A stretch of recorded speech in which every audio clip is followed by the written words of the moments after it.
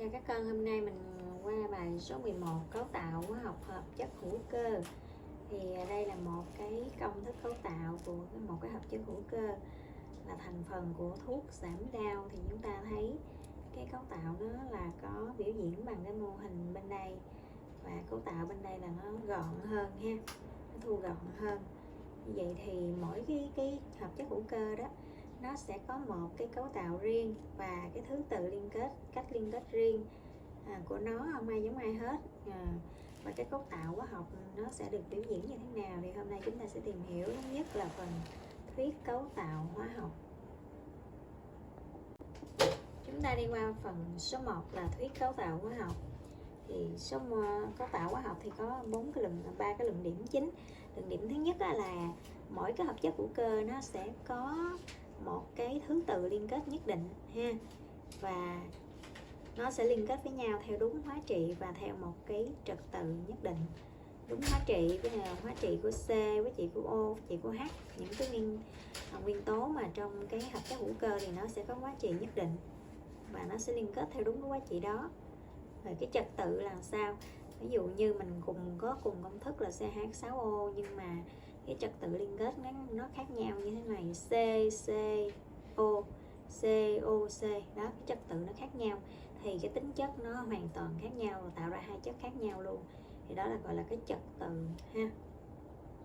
Khi mình thay đổi cái trật tự đó thì nó sẽ tạo ra một cái chất mới, cứ thay đổi là tạo ra chất mới. Và cái nội dung số 3 là cái gì? Tính chất của các chất thì nó phụ thuộc vào thành phần, phân tử, bản chất, số lượng các nguyên tử và cấu tạo hóa học, thứ tự liên kết các nguyên tử. Lấy ví dụ như cái bảng 11.1 mình nhìn vào đây ha, để mình hiểu cái thuyết số 3 là ví dụ như mình có CH4 với CCl4 thì nó chỉ khác nhau là đứa là H, đứa là Cl thôi, khác nhau là cái nguyên tố. Như vậy là tính chất nó hoàn toàn khác nhau và hai chất này khác nhau hoàn toàn ha, không có giống nhau chỗ nào hết. Thứ hai, chúng ta xem là CH3Cl, CHCl3. Hai cái chất này thì thành phần là giống nhau, nhưng mà cái số lượng đúng không? Số lượng nguyên tử là khác nhau.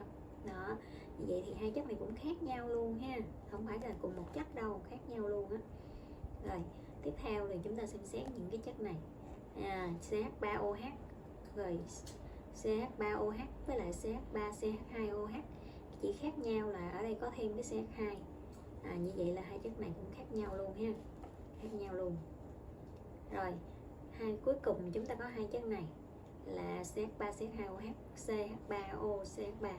Thì hai chất này là cái số lượng thì giống nhau, nhưng mà cái trật tự, cái thứ tự CCO, COC, cái trật tự nó đã khác, cái thứ tự liên kết nó đã khác, thì tính chất nó hoàn toàn khác nhau, và hai chất này là hai chất khác nhau, không có giống nhau chỗ nào hết ha. Như vậy từ đây mình rút ra cái kết luận là thuyết cấu tạo hóa học gồm có 3 nội dung chính và cái nội dung của thuyết cấu tạo hóa học thì chúng ta phải ghi nhớ thật là kỹ để chúng ta giải thích tại sao mà hợp chất hữu cơ nó lại đa dạng như vậy đó, giải thích ha. Và đối với hợp chất hữu cơ thì cái công thức cấu tạo, tức là nó đứng ở đâu, đứng chỗ nào, liên kết như thế nào thì nó rất là quan trọng, nó quyết định cái tính chất của cái chất đó luôn. Cho nên là đối với hợp chất hữu cơ thì quan trọng nhất là cái công thức cấu tạo. Rồi tiếp theo mình đi biểu diễn cấu tạo phân tử của hợp chất hữu cơ. Thì công thức cấu tạo thì nó biểu diễn cái gì? Biểu diễn cái thứ tự, rồi cái cách liên kết như thế nào, liên kết đơn, liên kết đôi, liên kết ba của các nguyên tử như thế nào. Đó, thì mình sẽ có những công thức cấu tạo nào. Thứ nhất là mình có công thức cấu tạo đầy đủ. Đầy đủ là biểu diễn đầy đủ tất cả các liên kết luôn, trên cái mặt phẳng luôn, và mình nhìn thấy công thức đầy đủ bên này nè. Bên đây mình nhìn thấy công thức đầy đủ nó bên này. Ví dụ như ở đây mình có công thức này, mình nhìn vô mình thấy nó liên kết như thế nào cụ thể, liên kết đơn chỗ nào cụ thể luôn ha. Nó biểu diễn gọi là rất là phức tạp, cồng kềnh, đúng không? Nhìn vô nó, nhưng mà mình nhìn thấy hết tất cả các liên kết rõ ràng luôn, thì công thức này là đầy đủ. Rồi để mà nhanh gọn thì mình có công thức thu gọn nữa, đúng không? Cấu tạo thu gọn thì mình có thể thu gọn theo kiểu đầu tiên là kiểu này đi. Đó, tức là mình bỏ những cái liên kết mà CH mình bỏ, mình gom lại viết ra gọn lại. Ví dụ như đây là CH3, CH2, CH2, CH3 thì mình gom lại thành công thức này nó gọn hơn rất là nhiều ha. Rồi một công thức nữa là chỉ biểu diễn cái khung thôi, tức là giữ lại cái C, bỏ cái H luôn, 1C, 2C, 3C, 4C. Thì công thức này nó quá trời gọn luôn ha. Nhưng mà nhìn vô đây mình khó thấy lắm. Tức là có nhiều người nhìn không có ra, nhìn không có quen thì là không có biết nó là cái gì luôn. Cho nên là công thức này cũng không có sử dụng nhiều, mà công thức đầy đủ nó quá dài cũng không sử dụng nhiều, mà mình sử dụng công thức cấu tạo thu gọn này là nhiều hơn ha. Rồi bên đây dưới này cũng vậy, công thức này đầy đủ nè mấy con. Rồi mình thu gọn nó lại như vậy, thì chúng ta lưu ý thu gọn là chúng ta giữ cái C, cái khung C là C này là CH3, C này là CH nè, CH này là CH này ha. Ở đây là CH3 ở trên này, và bên phải là CH2, và bên đây là CH3. Thì chúng ta biểu diễn ra các công thức cấu tạo thu gọn này nè, chúng ta sử dụng nhiều ha. Rồi chúng ta quan sát tiếp cái bảng 11.2. Thì ở đây nó có công thức cấu tạo của một số hợp chất hữu cơ. Thì những cái chất này nè thì mình tập biểu diễn qua cái công thức cấu tạo thu gọn, mình tập từng biểu diễn qua đây ha. Thì mình sử dụng cái dạng giữa này nè.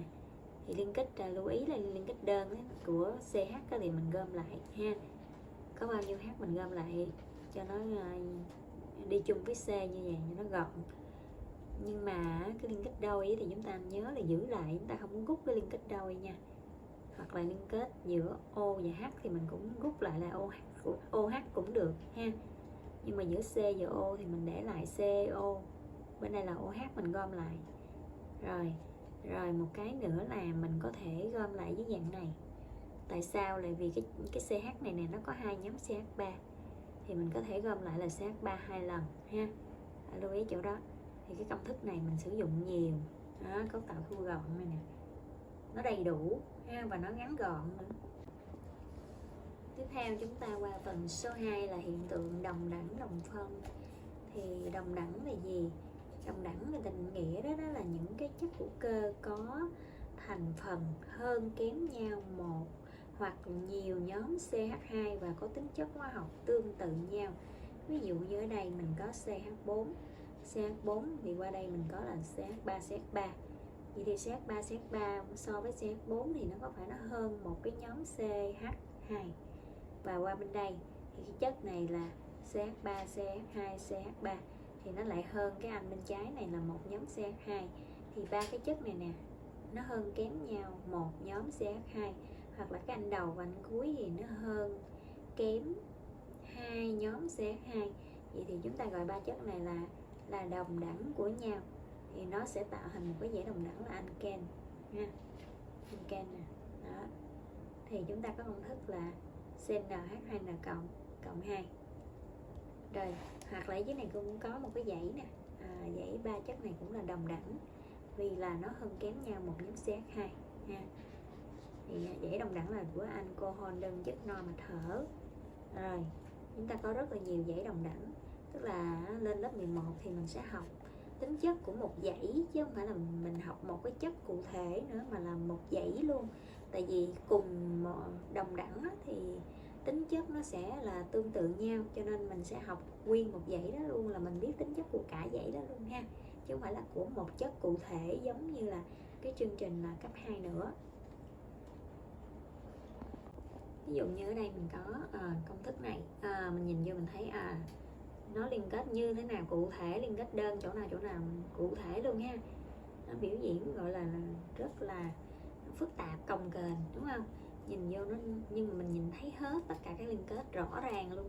Thì công thức này là đầy đủ.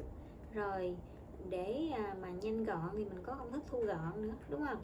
Cấu tạo thu gọn thì mình có thể thu gọn theo kiểu đầu tiên là kiểu này đi. Đó, tức là mình bỏ những cái liên kết mà CH mình bỏ, mình gom lại viết ra gọn lại. Ví dụ như đây là CH3, CH2, CH2, CH3 thì mình gom lại thành công thức này nó gọn hơn rất là nhiều ha. Rồi một công thức nữa là chỉ biểu diễn cái khung thôi, tức là giữ lại cái C, bỏ cái H luôn, 1C, 2C, 3C, 4C.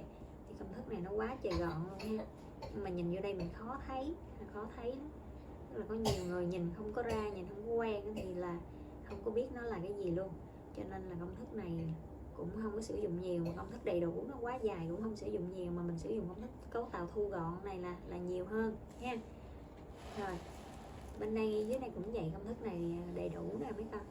Rồi mình thu gọn nó lại như vậy, thì chúng ta lưu ý thu gọn là chúng ta giữ cái C, cái khung C là C này là CH3, C này là CH nè, CH này là CH này ha, ở đây là CH3 ở trên này, và bên phải là CH2, qua bên đây là CH3. Thì chúng ta biểu diễn ra cái công thức cấu tạo thu gọn này nè, chúng ta sử dụng nhiều ha.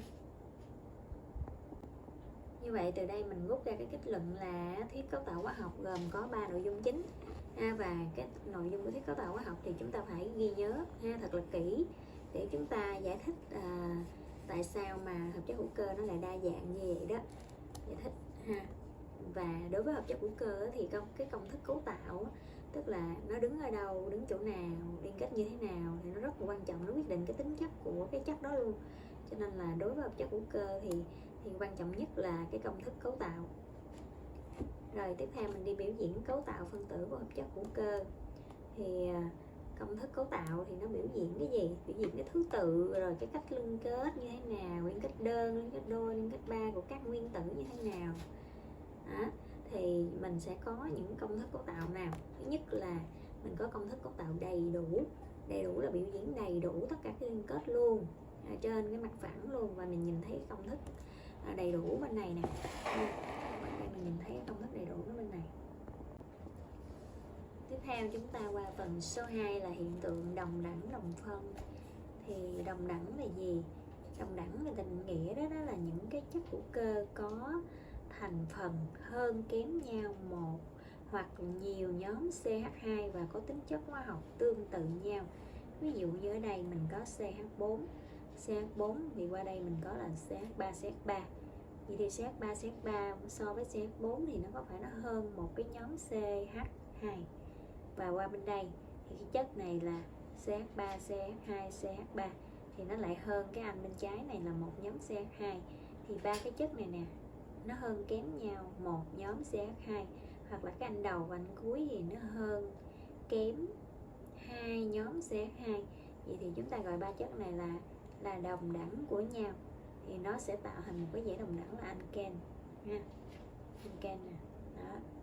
Thì chúng ta có công thức là CnH2n cộng 2. Rồi, hoặc là dưới này cũng có một cái dãy nè, dãy ba chất này cũng là đồng đẳng vì là nó hơn kém nhau một nhóm CH2 ha. Thì dãy đồng đẳng là của alcohol đơn chất no mà thở. Rồi, chúng ta có rất là nhiều dãy đồng đẳng, tức là lên lớp 11 thì mình sẽ học tính chất của một dãy, chứ không phải là mình học một cái chất cụ thể nữa, mà là một dãy luôn. Tại vì cùng đồng đẳng thì tính chất nó sẽ là tương tự nhau, cho nên mình sẽ học nguyên một dãy đó luôn, là mình biết tính chất của cả dãy đó luôn ha, chứ không phải là của một chất cụ thể giống như là cái chương trình là cấp 2 nữa. Tiếp theo thì mình tìm hiểu cái hiện tượng đồng phân nha. Hiện tượng đồng phân thì chữ phân ở đây có nghĩa là công thức phân tử, cho nên đồng phân là có cùng công thức phân tử. Ví dụ như hai chất này hai chất này đây công thức phân tử giống nhau không? Đều là C mấy đây? C4H H6 đúng không? C4H6 bên đây cũng vậy, C4H6. Nhưng mà mình nhìn cái công thức cấu tạo nó khác nhau khác nhau hoàn toàn luôn, và hai chất này khác nhau, tên cũng khác nhau luôn nè, không có giống nhau chỗ nào hết á. Vậy thì đồng phân á, thì nó sẽ có đồng phân gì? Ví dụ như hai anh này gọi là đồng phân gì? Anh này có liên kết đôi, anh này liên kết 3. Vậy thì mình gọi là nó là đồng phân gì ha? Thì nó có những loại đồng phân nào? Thứ nhất là nó có đồng phân cấu tạo.